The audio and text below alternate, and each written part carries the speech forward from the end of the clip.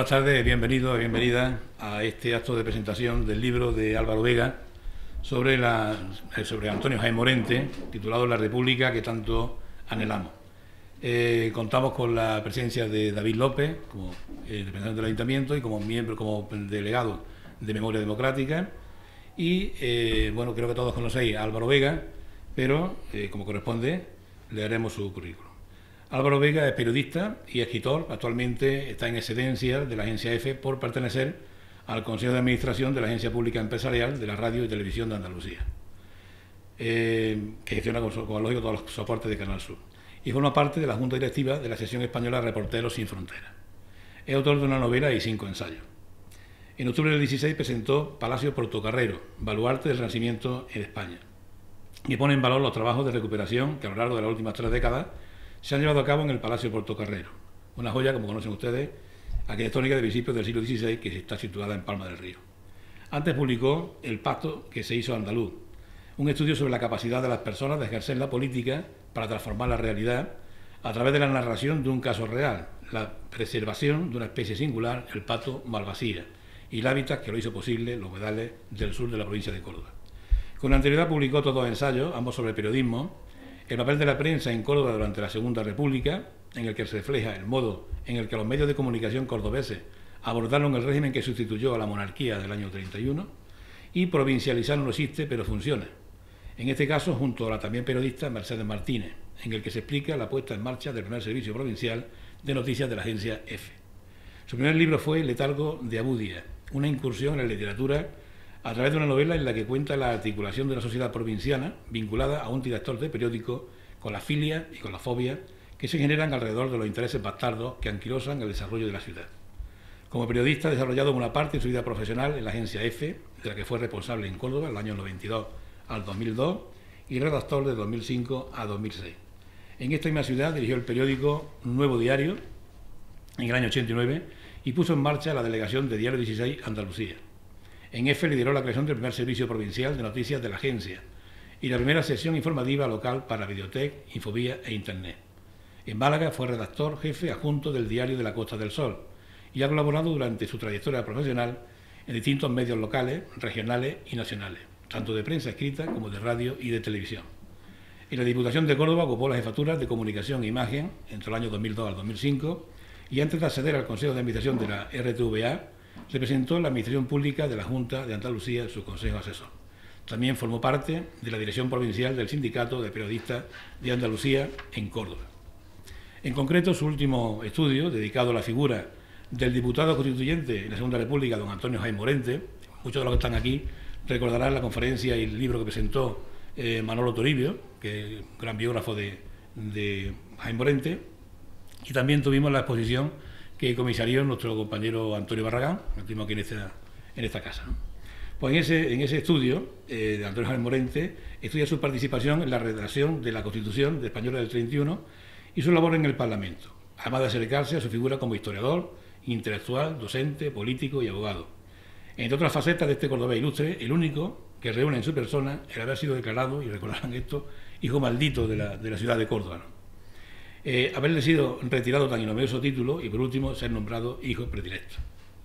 Y la república que tanto anhelamos, Antonio Jaime Morente, republicanizar el sentimiento en la Constitución de la España del 31, describe cómo el político cordobés centra, a principios de los años 30 del siglo XX, problemas capitales de la España de hoy, algunos que cuestionan su propia identidad, como el independentismo catalán, la reserva de las determinadas competencias por parte del Estado, la igualdad entre hombres y mujeres y la propiedad de los bienes eclesiásticos, entre otros.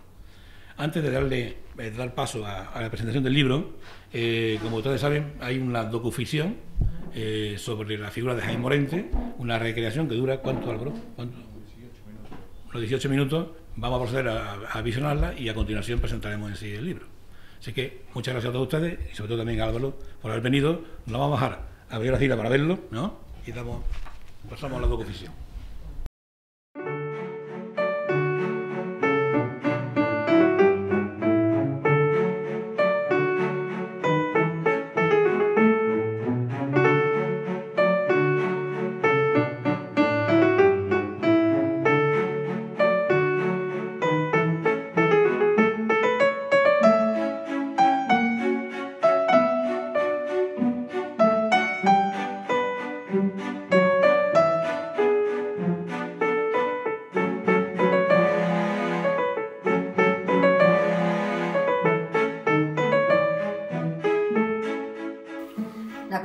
constituyentes siguen amoldando las estructuras del Estado a la Constitución de la República. Hoy ha continuado el debate a la totalidad del dictamen de la Comisión de Estado sobre el proyecto de ley relativo a la jubilación de los funcionarios de la carrera diplomática y consular, que fue presentado en la Cámara por el ministro de Estado, Luis de Zulueta, hace solo 8 días, el pasado 30 de agosto, y fue dictaminado apenas 48 horas después.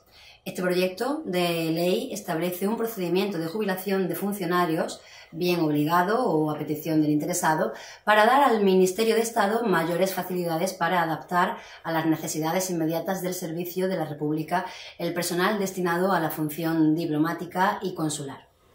Con ello, el Gobierno de la República, presidido por Manuel Azaña, trata de adoptar una medida de carácter urgente encaminada a preparar el terreno para la obra futura de organizar una estructura de representación de la nueva forma de Estado y disponer el organismo diplomático adecuado para el desenvolvimiento de la política exterior de la República Española. Mientras se prepara la futura ley orgánica de la carrera diplomático y consular, el ministro Zulueta ha decidido acometer la organización de los servicios diplomáticos y consulares, regidos ahora mediante una serie de disposiciones contradictorias que han introducido una verdadera anarquía legislativa en la ya vetusta estructura de servicios tan vitales para los intereses del Estado como los de nuestra representación en el exterior. El diputado cordobés Antonio Jaén Morente, en la actualidad en las filas del Partido Radical Socialista, ha defendido hoy en el Pleno de la Cámara 3 enmiendas a este proyecto y ha aprovechado su presencia en la tribuna de oradores para exponer su visión sobre la política exterior de la República. Señor Jaén, encantados de contar con usted en nuestro informativo. Muchas gracias a ustedes. Encabeza usted un grupo de diputados que presenta una enmienda al proyecto de ley, una iniciativa de alcance, podríamos decir, ya que solo tiene 9 artículos después de salir de la comisión, a la que llegó con solo 8 en la propuesta del Gobierno. Para una reorganización urgente del Servicio Exterior del Estado, pretende su enmienda ampliar las facultades discrecionales del nombramiento de embajadores y cónsules del ministro. ¿Cuál es el sentido de esta iniciativa? El dictamen de la Comisión de Estado limita las facultades del ministro en caso de los nombramientos de las personas que no pertenecen a la carrera diplomática. Respeto lo que planteó el Gobierno en su proyecto de ley y lo que planteó el ministro Zulueta en su exposición ante la Cámara, puesto que combina, en mi opinión, felizmente hasta ahora los dos motivos, las dos orientaciones que pueden buscarse en una organización diplomática, la libre elección y el escalafón. Pero me permitirá que le diga que las facultades que el ministro pide a las Cortes, pareciendo como son amplias, en mi opinión, todavía se encuentran un poco cercenadas, porque limita los nombramientos a personas ajenas a la carrera diplomática, a los ministros plenipotenciarios y no habla para nada de los cónsules. ¿Cree, don Antonio, que en este tiempo nuevo que ha traído la República debe ampliarse la posibilidad de los nombramientos ajenos a la carrera diplomática en el servicio exterior? Bueno, el ministro no se reserva la facultad de nombrar cónsules generales y me parece que hay algunos destinos que merecen que la República disponga de una representación, digamos, teñida por circunstancias especiales que tienen una poderosa significación política y que deben de estar investidos de todas las facultades, de la absoluta confianza del Gobierno y de la representación máxima que puede concederles el ministro de Estado, como pueden ser, pues, por ejemplo, los casos de Endaya o de Niza. También ha presentado otra enmienda para la restitución de quienes fueron represaliados en la etapa anterior dentro de la carrera diplomática. Está siendo una constante suya en esta legislatura constituyente el preocuparse por aquellos que apoyaron a la República durante la monarquía y que fueron represaliados por ello. Así es. Persigo, pues, restablecer a aquellos que son en la vendimia los últimos, pero que en la siembra fueron los primeros. Como he tenido oportunidad de exponer en el hemiciclo, se trata simplemente de que de una manera clara y precisa no queden mermados la facultad ministerial para poder revisar algunos expedientes de funcionarios que fueron separados de la carrera diplomática y consular durante la etapa anterior. Si, como ha afirmado mi insigne compañero Amadeo Hurtado, Miró, diputado de Izquierda Republicana por Cataluña por Barcelona, el artículo en debate no perjudica al derecho que el día de mañana puedan ejercitar esos funcionarios. Si les corresponde, la enmienda no tiene sentido, porque el objetivo está logrado. Me ha llamado la atención que firmaba esta enmienda junto a usted otros 6 diputados, 2 socialistas, 2 nacionalistas gallegos, un republicano de aquella región y un parlamentario de Acción Republicana. Sí. Tengo que agradecer a estos compañeros de la Cámara que apoyasen mi enmienda. Que ninguno sea de mi facción política pone sobre la mesa el sentido que une en esta nueva etapa de la historia de España, de este país, el verdadero sentir republicano. Y que haya diputados en Galicia, en concreto de Pontevedra, Orense y La Coruña, un catalán de Tarragona, un extremeño de Cáceres y un madrileño y de 4 facciones políticas, ratifica lo que siempre de toda mi vida he pensado y he sentido. Que lo que llamamos la unidad de España ha sido formado y bordado con el color de todas las regiones. Es una prueba del sentido de integridad que tengo y de la máxima aspiración de españolismo que deseo para todas las regiones. Claro está, que colocándola siempre bajo la bandera única de España.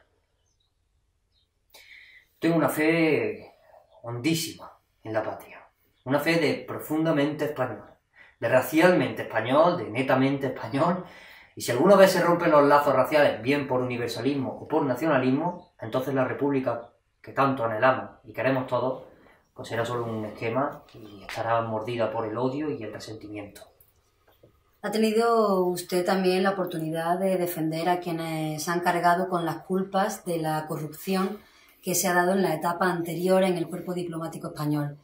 Se ha referido a ellos a través de una enmienda que ha planteado de viva voz como elementos proletarios, que forman parte fundamental de la carrera diplomática y que han asumido por lo que ha definido como espíritu de compañerismo con las irregularidades que se han descubierto. Sí. He tenido la enorme suerte de que he dispuesto de la generosidad del señor presidente de las Cortes, don Julián Besteiro, que me ha brindado su benevolencia para poder exponer ante la Cámara no solo las enmiendas planteadas por escrito al dictamen de la Comisión de Estado, sino también una más. Invoqué para transmitir las quejas que me han hecho llegar estos modestos funcionarios. Hay que llevar todo el aliento de la República. Dicen estos funcionarios, quejándose de un modo cortés y comedido, pero con acento, que parece de verdad, que estiman que lo que hay que cortar son los abusos de autoridad y las acciones legales e ilegales a que, por la omnipotencia de cónsules y diplomáticos, se ven sometidas las colonias españolas en el extranjero, y la complacencia, el encubrimiento y el espíritu de compañerismo que, para tapar estas cosas, ha reinado siempre en el Ministerio de Estado. Cada vez que se ha descubierto alguna irregularidad, se cubre a los cónsules y diplomáticos y hace recaer la culpa en el personal auxiliar. No ha dejado pasar la oportunidad para marcar su idea sobre las pautas de política exterior de la República, de la que, por lo que he oído en el hemiciclo, está aún distante de acercarse al espíritu de la nueva etapa. ¿Plantea esta posición una visión crítica de la gestión del ministro Zulueta? Mi relación con el ministro de Estado viene desde hace mucho tiempo y él sabe perfectamente lo más fundamental para nosotros. En todos los términos de la administración española, sea cual fuere su orientación, es simplemente republicanizar el Estado, republicanizar el sentimiento de todos sus componentes. Lo fundamental que yo quería decir al señor ministro es que la reorganización del cuerpo diplomático y consular pues debe responder a una política, a una orientación nueva, debe corresponder a una orientación en la política internacional de la República. Pero ha criticado que no haya relaciones ni con el Vaticano ni con Moscú. Sí, y que no lo estamos haciendo bien en Marruecos, donde tenemos que marcar otra trayectoria totalmente diferente y sustituir la función carísima de la Alta Comisaría por otra representación más en armonía con el pensamiento y la orientación de lo que significa Marruecos. Y que en América mantengamos una representación que ni por educación ni por orientación personal pueda representar a España con toda la fuerza y con toda la eficacia necesaria. Muy crítico, entonces. El señor ministro de Estado y yo hemos debatido y él, con una respuesta sincera, sencilla, tratando toda elocuencia, del modo que ha respondido uno por uno a todos mis argumentos, ha hecho valer su política al frente del Servicio Exterior de la República. Con más valía que todos los tópicos retóricos que de cuando en cuando se oyen en el Parlamento. La diplomacia ha cambiado por completo. En el mundo ya no se quieren recovecos diplomáticos, no se quieren gente que se aíslen. La diplomacia no se hace en los recovecos de los gabinetes, lo hacen los pueblos, que van teniendo cada vez mayor ideal internacional y a los que hay que darle un ángulo visual para que vean lo que significan estas cuestiones internacionales. Porque los pueblos que hacen y soportan la guerra, y la guerra actual, la lucha de la paz, que es más fuerte que la guerra, tienen la obligación y el derecho de saber lo que son los hondos problemas de la diplomacia y de la política internacional. Mire, en los presupuestos figuran una consignación para la Embajada de España en el Vaticano. ¿Desde qué república no hay embajador? Voy a entender que ignoraba el señor ministro lo delicado de esta política en relación con el sentido internacional, porque representa el Vaticano. Tampoco tenemos representación en Moscú. Mire, yo no soy comunista. Me apresuro a decirlo sin que cierre mi ojo ni erice mi espíritu. Ante la realidad actual, tenemos que renunciar a que nuestros vinos y nuestras frutas tengan cobijo comercial allí, pues viniendo desde allí a España, como el trigo, como viene el petróleo. Hay ya muchos países que comercian con Rusia, que han reconocido a aquel gobierno y que están en relación con él. Francia, Alemania, Inglaterra, Italia y sobre todo los Estados Unidos. Entonces, don Antonio, ¿a favor o en contra de este proyecto de ley que pretende adoptar las primeras medidas de urgencia para el diseño de la representación exterior de la República? Pues como me ha pasado tantas veces en que me he visto obligado por la técnica parlamentaria, que de un modo geométrico clasifica los turnos en turnos en pro y en contra, ahora de nuevo me siento apremiado a posicionarme en un turno que no sé si es en contra claramente o si también será en pro. No lo sé. No lo sé porque hay cosas que, en mi opinión modestísima, están perfectamente ajustadas al criterio radical y democrático y moderno y en cambio pues hay otras que en mi sentir están completamente equivocadas. Yo, como hice en el debate constitucional, en lo relativo a la cesión de la enseñanza, a las regiones autónomas, hago alusión directísima a todos los catedráticos, mis compañeros que se sientan en esta Cámara simplemente para que manifiesten su opinión. No en este momento, sino cuando puedan. Yo aludo a esa colección de catedráticos, algunos de los cuales ha sido mi maestro. Todos dignísimos que hablan a veces airadamente en los pasillos para que pongan su opinión en el hemiciclo, porque estimo que por encima de la disciplina política está la disciplina propia, personal e interior que se hace cada hombre, marcándose ese camino. Eso es lo que hace que este humilde diputado, que solo defiende que es preciso que todos, sin distinción de matices, que después habrá tiempo ya de seleccionar, vayamos de la mano como un solo hombre a reconquistar la República, que encierra en su seno contenido para satisfacer los mínimos anhelos de las clases trabajadoras. Don Antonio, ¿no tiene la sensación de estar un poco desamparado en la Cámara, defendiendo causas que no siempre son entendidas o manteniendo banderas que ya no interesan? Pues mire, este modestísimo diputado practica un humilde y sencillo método de trabajo. Como es él, y siempre se ha dirigido a la Cámara, ha tenido la sensación clara y precisa de que era pues un solitario, es decir, un hombre que hablaba solo por su propia cuenta. En lo que representa mi ecuación personal, ni me molesta, ni me siento lacerado cuando el voto de la Cámara es adverso, ya que bueno, yo no tengo un amor propio excesivo ni soy un hombre que jamás haya afirmado vanidad alguna en vencer con la elocuencia. Señor Jaén, muchísimas gracias por su presencia y tras la aprobación hoy del articulado, mañana creo que se somete a la consideración de la Cámara la aprobación en conjunto del proyecto de ley. Sí, bueno, muchísimas gracias a ustedes y efectivamente votamos esa ley alguna vez.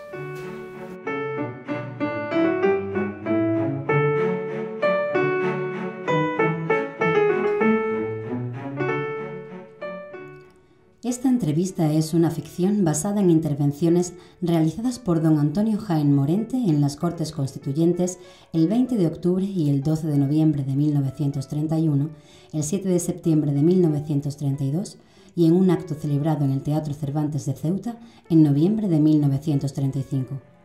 Se grabó en la biblioteca del Palacio de Viana, simulando ser una estancia del Palacio del Congreso de los Diputados. Agradecemos a la Fundación Cajasur las facilidades a la hora de llevar a cabo esta producción. María de Hispalis era un seudónimo de la periodista montillana María de Buenos Núñez de Prado. Nacida en 1882, desarrolló su profesión en distintos países. Fue enjuiciada, al igual que don Antonio Jaén Morente, por el Tribunal Especial para la Represión de la Masonería y el Comunismo. No consta que don Antonio y la periodista llegasen a conocerse, y la ficción en la entrevista es un mero juego de coincidencias, al igual que su realización en el medio televisivo, que no llegó a España hasta 1956. Don Antonio Jaén Morente utilizó la expresión «ha sido en la vendimia el último y en la siembra el primero», en un pleno de las Cortes Constituyentes al interesarse por la situación del comandante Carlos Silva, que había quedado disponible tras poner a disposición de la República la bandera que mandaba en Melilla durante el golpe militar de Sanjurjo el 10 de agosto de 1932. El 8 de septiembre de 1932, las Cortes Constituyentes de la República Española aprobaron la Ley sobre Jubilación de los Funcionarios de Carrera Diplomática y Consular, la misma norma que el gobierno de Adolfo Suárez utilizó para negar a su viuda una pensión. A don Antonio Jaén Morente, que partió desde su destino diplomático en Filipinas hacia el exilio, no se le consideró nunca como integrante de la carrera diplomática.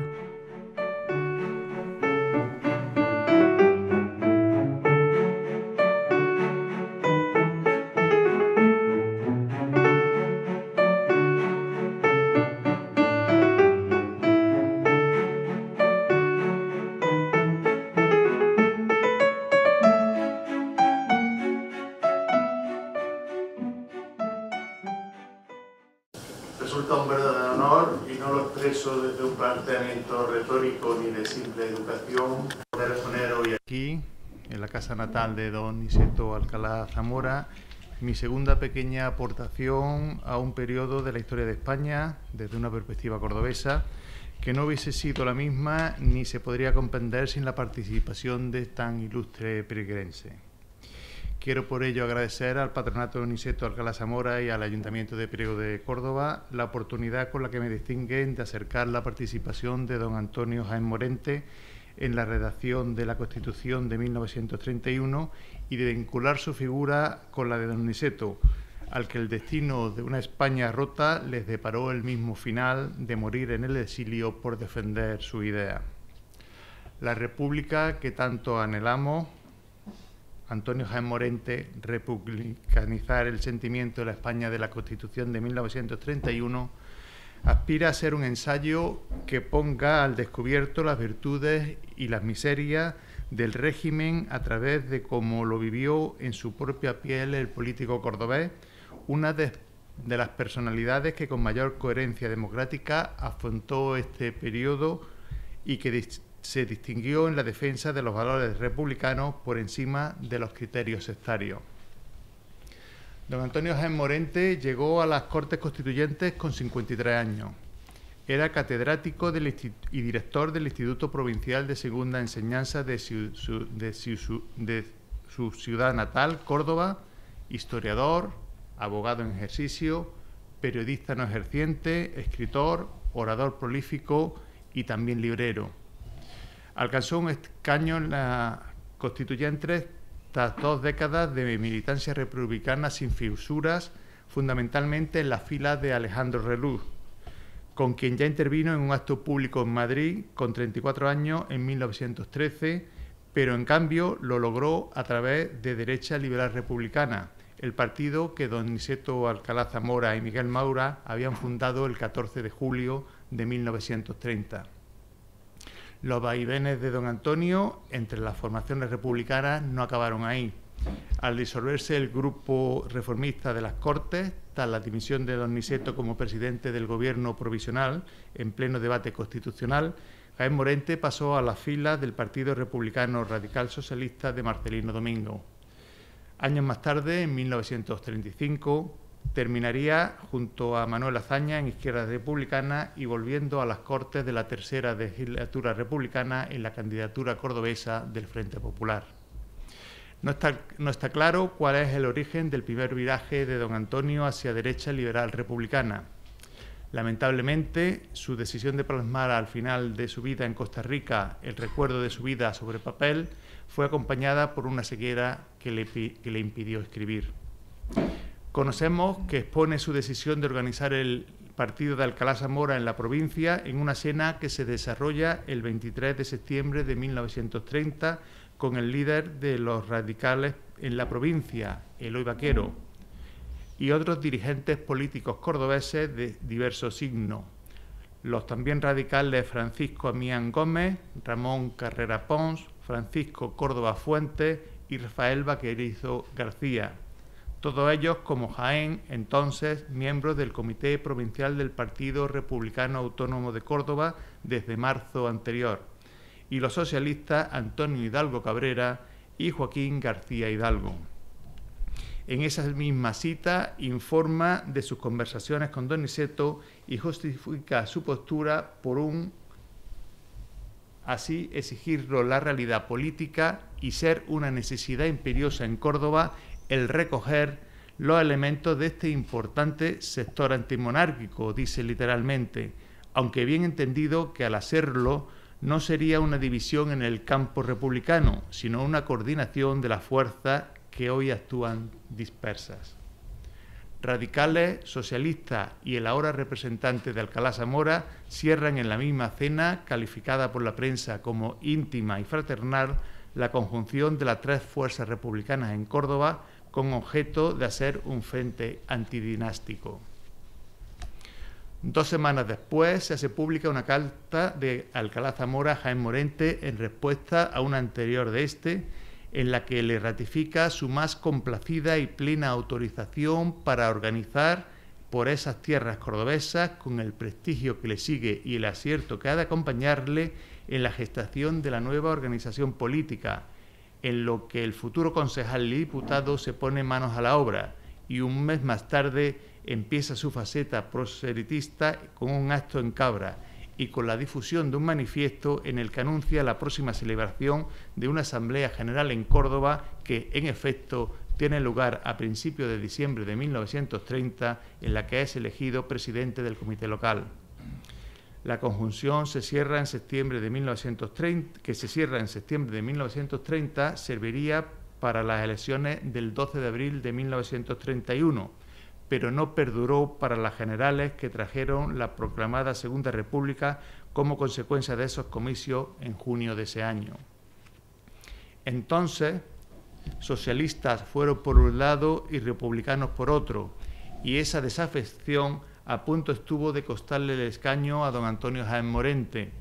Los socialistas ganaron abrumadoramente esa convocatoria en la capital, hasta el punto que se le asignó el último de los 10 escaños en liza en la circunscripción de Córdoba provincia, y que apenas 3.200 votos inclinaron la balanza a su favor frente al candidato republicano autónomo José Luna Gañán.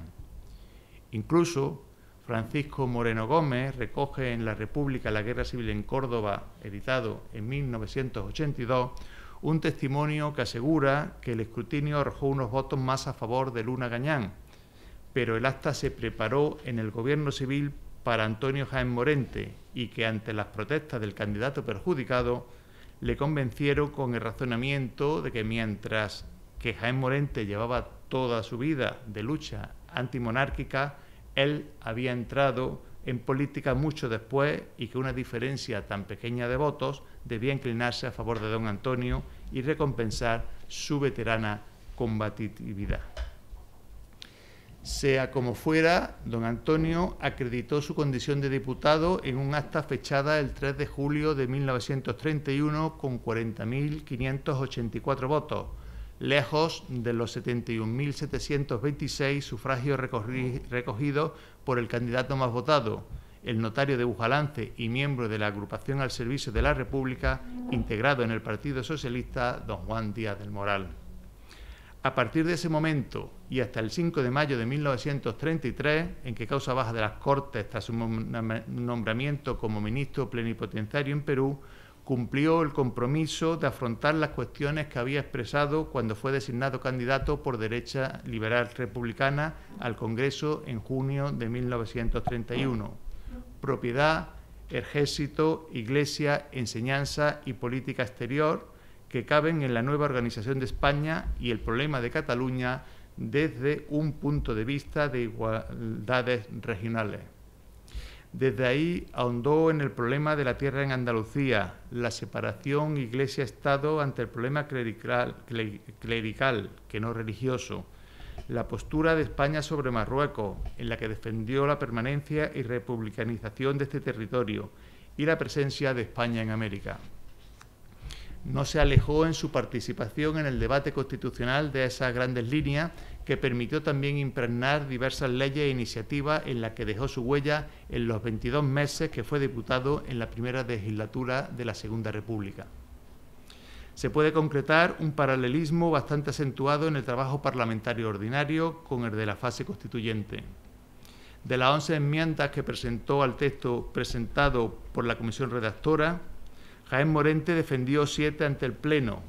De 3, ni él ni ninguno de los otros firmantes, todas fueron encabezadas por su rúbrica, hicieron uso de la palabra, y la referida al artículo 11, que abrió la puerta a las regiones autónomas, lo que décadas más tarde influyó en la Constitución de 1978, no llegó a debatirse ante el plenario.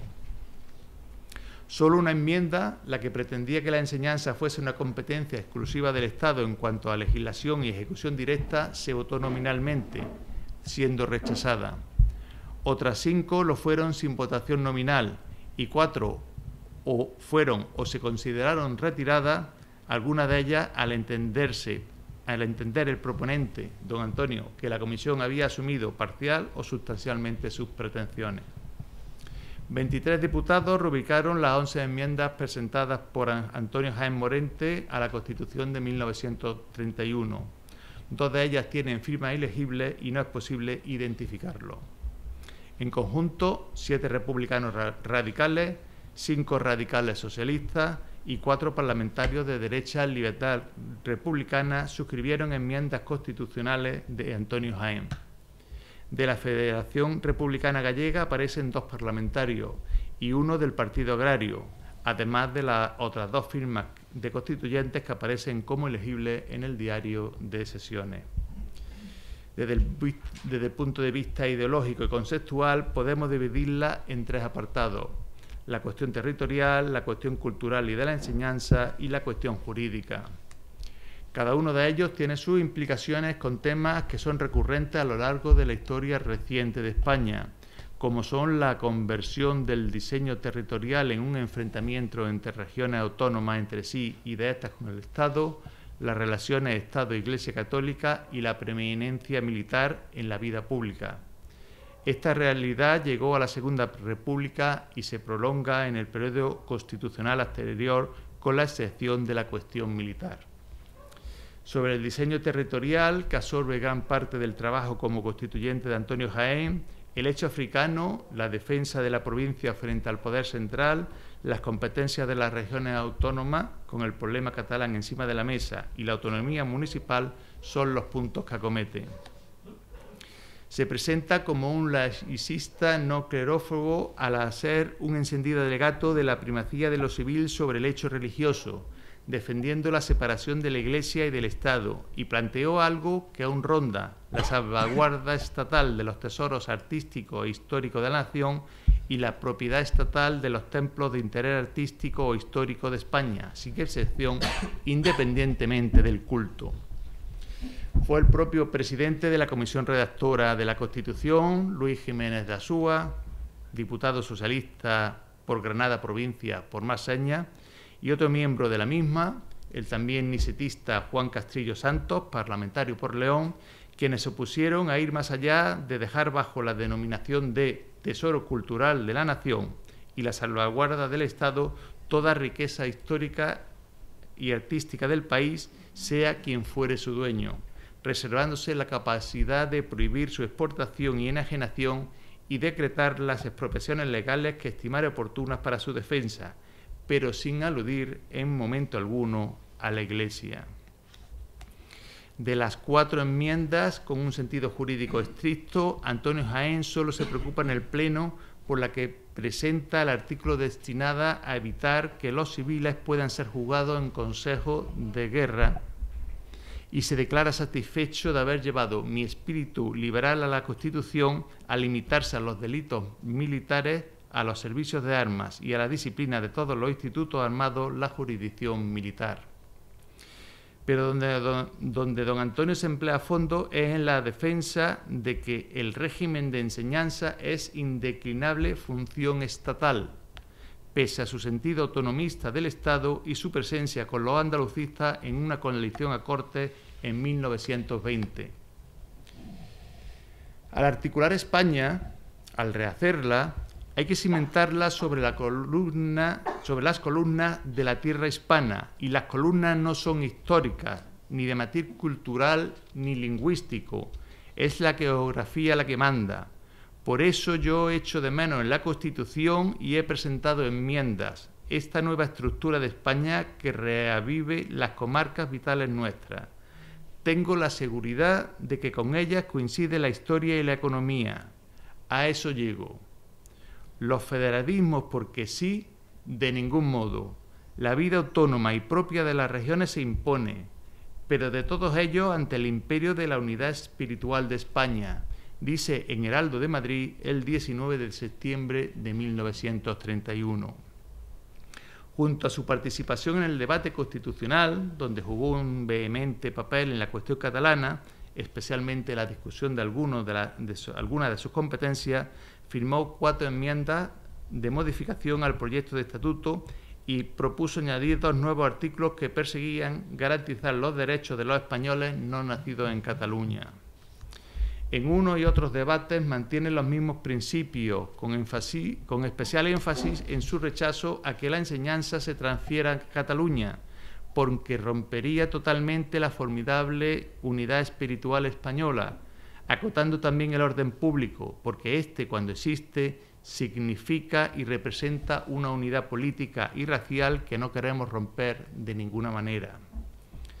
El 25 de septiembre de 1931, ante el Pleno de las Cortes y cuando se discuten las competencias que pueden transferirse a las comunidades autónomas, afirma que concedería antes a las regiones autónomas el ejército en plenitud que la enseñanza, porque la enseñanza es la fuerza espiritual moderna.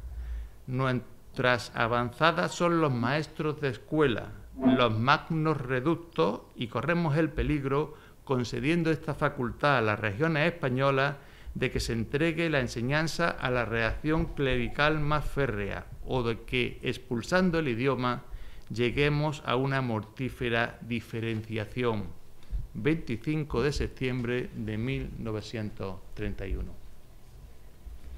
Hemos tenido la oportunidad de apreciar en la docoficción las líneas sustanciales del debate y del posicionamiento político e ideológico de don Antonio, que salió a Perú como embajador por un acuerdo del presidente de la República, don Niceto Asalá Zamora, y el presidente del Consejo de Ministros, don Manuel Azaña, el 9 de diciembre de 1932, en una ordenación de representantes diplomáticos de la Nueva España. La decisión de mandar a Jaén Morente a Perú la adoptan Alcalá Zamora y Azaña en un desplazamiento entre Madrid y Alcalá de Henares, de la que el presidente del Consejo de Ministros recuerda en su memoria que a don Niceto le pareció bien todo el movimiento en la representación exterior republicana, pero cree y nos yerra, acota Azaña, que Antonio Jaén, donde quiera que vaya, nos promoverá un conflicto. No tenía mejor opinión Antonio Jaén de Manuel Azaña, ni del propio Alcalá Zamora, de los que dijo, cuando iba camino del exilio, que no supieron ver lo que se les venía encima, en una entrevista concedida en Panamá, en la que incluso al primero tachó como uno de los culpables del desastre español. Eso, pese a que Miguel Maura, cofundador de Derecha Liberal, Republicana Liberal, consideraba amigos a Jaén Morente y a Alcalá Zamora, lo que no le libró de un prolongado enfrentamiento con el que había sido ministro de Gobernación en el gobierno provisional a raíz de su intervención en los incidentes que desencadenaron la quema de conventos en mayo de 1931 en Málaga, provincia de la que había sido gobernador. En sus memorias sobre el tránsito de la monarquía a la república, cuya primera edición se publicó en México en 1962, Maura le alude para referir de que en Málaga era gobernador de esa provincia cierto amigo de Alcalá Zamora, llamado Antonio Jaén, hombre culto, catedrático y excelente persona, pero notoriamente incapaz, como verá el lector, de concebir qué es la autoridad.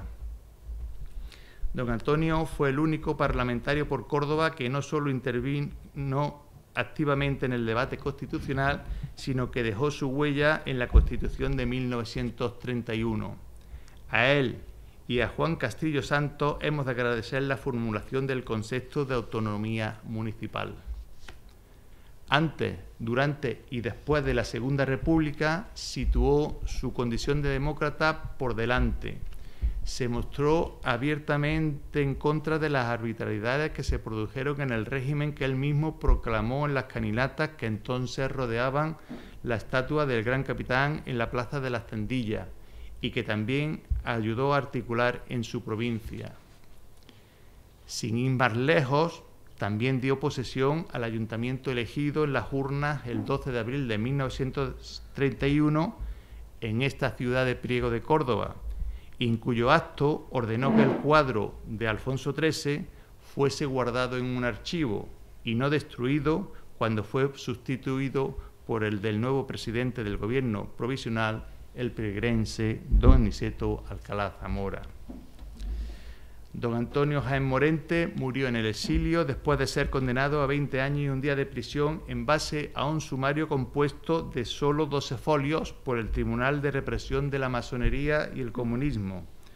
Un destierro que no permitió que se cumpliese su deseo de que su sepelio pasara por la Puerta de Almodóvar junto a su casa cordobesa que le vio nacer para ser enterrado en esa misma tierra. Esa fue una de las condenas que cumplió. Fue declarado, como ha recordado Paco, hijo maldito de la ciudad de Córdoba en 1936 y rehabilitado en 1949 a propuesta del entonces alcalde de la ciudad, un alumno suyo, Alfonso Cruz Conde. Fue expulsado del claustro del Instituto Provincial de Segunda Enseñanza, del que era catedrático en 1936, y fue rehabilitado, no sin oposición, por el claustro del Instituto Séneca en 2016. Fue declarado indeseable junto a otros dos catedráticos que habían ejercido en el Instituto de Segovia, Rubén Landa y Antonio Machado, a los que se les tributó un acto de desagravio en 2007. Fue el único miembro de la Real Academia de Córdoba expulsado nominalmente de la institución en 1936, que lo restituyó en 1979. Fue el primer abogado declarado indigno de pertenecer a su colegio profesional en 1936 y fue expulsado de su seno, una corporación de derecho público que en 2019 cumple 250 años de su fundación, sin que 83 años después de tal latrocinio haya rectificado aquel acuerdo, al igual que los organismos herederos de la Comisión Provincial de Monumentos y del Patronato del Museo de Bellas Artes, de los que también fue represaliado. Don Antonio Jaén Morente fue profesor, historiador, abogado, periodista, escritor, orador, librero y masón. Y como señala su biógrafo, la persona que más ha estudiado su figura, el profesor Manuel Toribio García, también citado en esta mesa, su actividad política, siempre en las filas del republicanismo, estuvo caracterizada por el individualismo, que le llevó a un difícil acomodo en los partidos republicanos. Por eso cobran importancia hoy cuando el enfrentamiento, la descalificación, el juego sucio y la corrupción, también en las ideas, lo acabamos de ver esta mañana de nuevo en el Parlamento de Cataluña, están a la orden del día. Aquellas palabras que escribió cuando la cúpula de la coalición republicana se repartía a su antojo los puestos de la candidatura a las Cortes Constituyentes. Sobre las aguas muertas de los votos, dejó escrito un caluroso en Córdoba 17 de junio de 1931, cuando los apaños de los partidos le hicieron decidir no presentarse a las elecciones constituyentes, pero un movimiento popular, manifestación ante su casa incluida, hizo rectificar esta decisión, hay algo más. Está el espíritu de la República. No permitiré que alguien, en algún rincón remoto o cercano, pueda decir que mi ambición contribuye a hacer difícil o imposible el triunfo electoral de la República. Y me alejo. Y enfatizó, reñir aquí es rememorar la lucha de hermanos. Muchas gracias.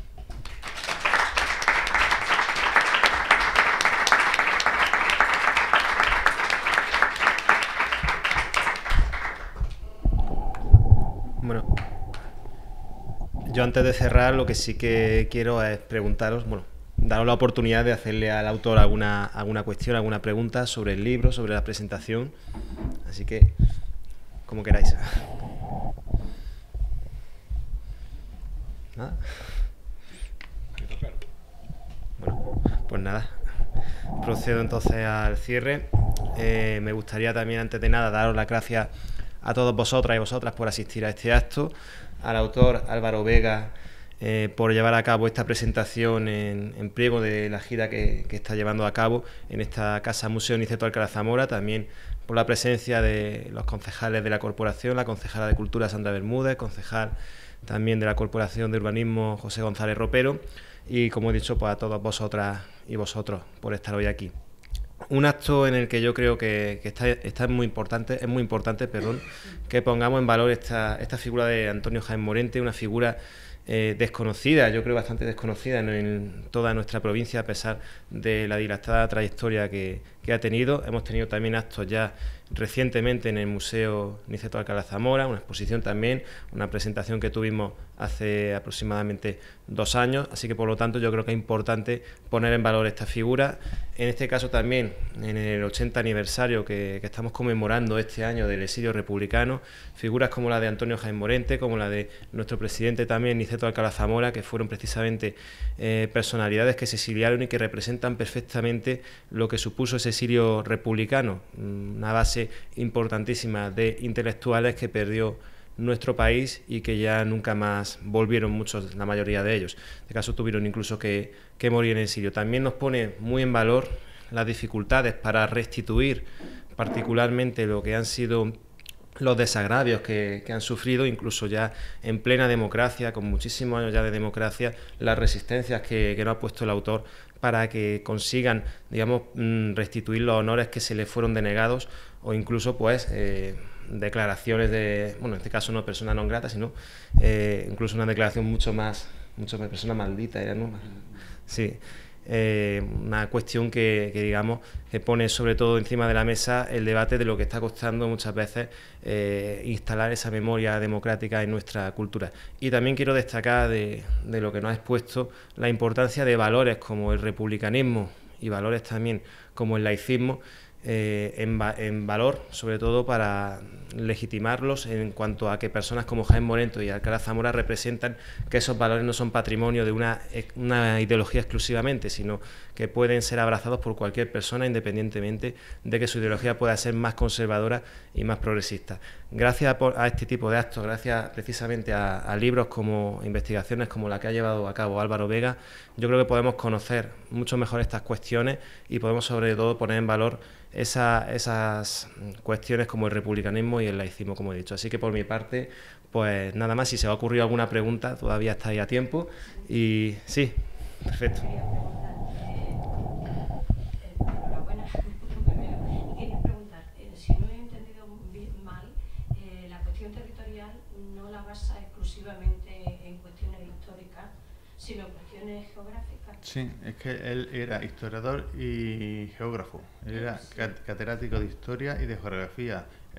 Además es autor de 2 manuales autorizados y además se pueden comprar a través de Todo Colección, por ejemplo, se encuentran originales todavía, uno de historia y otro de geografía. Y él basa mucho el hecho territorial con la geografía. Por eso es defensor de la unidad de España como territorio físico. Es más, entiende que el territorio de Marruecos es una prolongación del territorio español y por eso él defiende que lejos de considerarla una colonia, una semicolonia, una cosa así que se había encontrado en la República sobrevenida de aquella manera sin saber muy bien por qué, que la República no sabía qué hacer con ella, se republicanizase aquel territorio y se considerase una república más. Él mantiene una de sus luchas más encarnizadas, es el reconocimiento de los derechos de los funcionarios que están en Ceuta y en Melilla, y incluso tiene él, que es descaradamente laicista, no es clerófobo, es más, tenía muy buenas amistades en el clero, pero es descaradamente laicista, defiende que se mantenga una subvención a una congregación religiosa en Marruecos, porque dice que al final la retirada de esa ayuda lo que conlleva es la retirada de los enseñantes y el empobrecimiento de los niños que están allí. Es decir, que él entiende que la enseñanza está por encima de la cuestión religiosa en ese caso, ¿no? De la religiosa y de la autonómica, como bien has dicho también. Sí. Además, él tiene un planteamiento en esto muy férreo y en esa enmienda que presenta al listado de competencias que se pueden transferir a los que entonces el proyecto de Constitución llama regiones autónomas, lo que hoy serían las comunidades autónomas, es la única que fuerza la votación a fuerza de saber que la iba a perder y la pierde. Es la única que fuerza. Las demás o las consensúa con la comisión redactora y hay 4 que consigue meter lo que quiere y las retira, cuando la comisión redactora admite la parte del texto que él quiere, incluso en el tema de la autonomía municipal, mete el texto con Juan Castrillo, que es diputado de Derecha y Libertad Republicana por León y otro de los desilusionados de la Segunda República. Tiene un libro escrito en 1935 muy significativo sobre los males de la República. Se refiere al periodo de 1931 a 1935, es antes del golpe militar. Él mete por primera vez en la legislación española el principio de autonomía municipal con la posibilidad de elección directa de los alcaldes por parte de la ciudadanía, e incluso los especialistas. Yo no soy jurista y menos municipalista, aquí tenemos a un destacado municipalista en excedencia,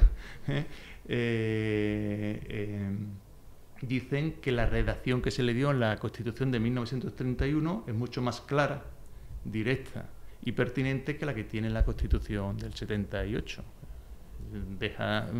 No deja lugar a interpretaciones que puedan coartar esa autonomía municipal, y es un hecho histórico que no se ha puesto en valor. Es un hecho histórico que no se han puesto en valor, ¿no? Es un personaje poliédrico porque además hay, comentaba yo antes, es que su sentido demócrata iba por delante de su sentido republicano. Él era republicano por ser demócrata.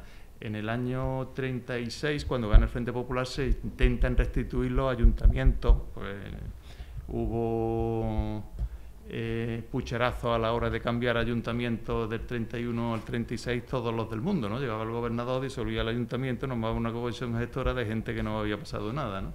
Entonces, el gobierno de Azaña ordena, cuando gana el Frente Popular, que se restituyan los ayuntamientos del 12 de abril del 31, que eran las únicas elecciones municipales que se habían celebrado. Y entonces en Córdoba, pues se presentan y dicen, vamos a restituir el ayuntamiento, pero cogen los votos de las elecciones de febrero del 36. Y llega Morente y dice, no, usted, en febrero, él había sido el diputado más votado por el Frente Popular en febrero del 36, a Cortes, en la tercera legislatura. Dice, no, aquí hay que aplicar los resultados del 12 de abril del 31. Pierde dentro del directorio republicano que había en Córdoba. Tienen tal bronca que a él, con la machota que llevaba, con el bastón, pega un bastonazo encima de la mesa del alcalde y rompe el cristal, porque se opone a que se mantenga el pucherazo, ¿no?, que se nombra a Manuel Sánchez Badajoz, que es el primer alcalde socialista, porque se aplican unos resultados de unas elecciones que no correspondían. El PSOE había ganado efectivamente en febrero del 36, pero eran los radicales que habían ganado en abril del 31. Hubiese sido un problema, porque el que había ganado se había quitado en medio ya, que era Luis Vaquero, y estaba en Gibraltar, autoexiliado, ¿no? Pero bueno, eso hubiese sido otra parte de la historia, ¿no? Por eso es un personaje de estas características. ¿Más cosillas? Bueno, pues antes de dar por cerrado este acto, invito a que sigáis también de cerca la programación con motivo del Día Internacional de los Museos, que se extiende durante toda esta semana y parte incluso de la próxima, y también estéis atentos a los próximos actos también en el Instituto Alcalá Zamora. Tenemos, entre otras cuestiones, visitas guiadas a lo largo de esta semana, y más allá, en junio, con motivo del Día de la Memoria Histórica, un día de homenaje a las víctimas de la represión, más conocido como Día de la Memoria Histórica de Andalucía, tendremos también un nuevo acto centrado sobre todo en la mujer durante el franquismo. Así que por mi parte, de nuevo agradeciendo a Álvaro Vega, animándoos también a haceros con el propio libro, pues, daros las gracias a todos y a todas, y ponemos fin a este acto. Gracias.